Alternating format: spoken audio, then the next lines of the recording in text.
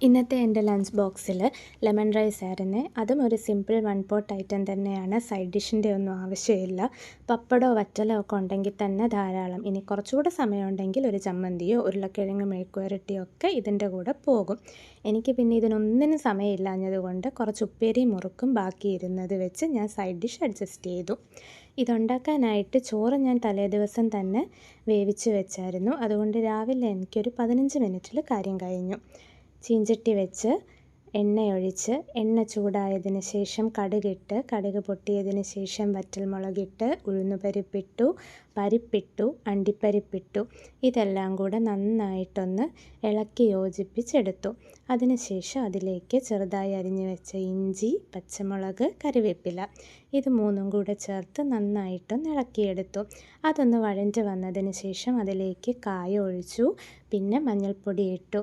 അതൊന്ന് നന്നായിട്ട് ഇളക്കിയെടുത്തു.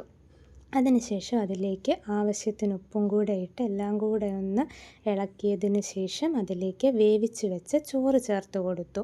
ചോറും കൂടെ ചേർത്ത് എല്ലാം കൂടെ നന്നായിട്ടൊന്ന് ഇളക്കി യോജിപ്പിച്ചെടുത്തു. ഇത്രയേ ഉള്ളൂ നമ്മുടെ പ്രോസസ്സ്. ഇനി നമുക്ക് ഇതിലേക്ക് ലെമൺ ജ്യൂസ് ഒഴിക്കണം. ലെമൺ ജ്യൂസ് ചോറ് ചൂടാറിയതിന് ശേഷം മാത്രമേ ഒഴിക്കാവൂ. ലെമൺ ജ്യൂസും കൂടെ ഒഴിച്ച് മിക്സ് ചെയ്തെടുത്ത് കഴിഞ്ഞ് നമ്മുടെ ലെമൺ റൈസ് റെഡി.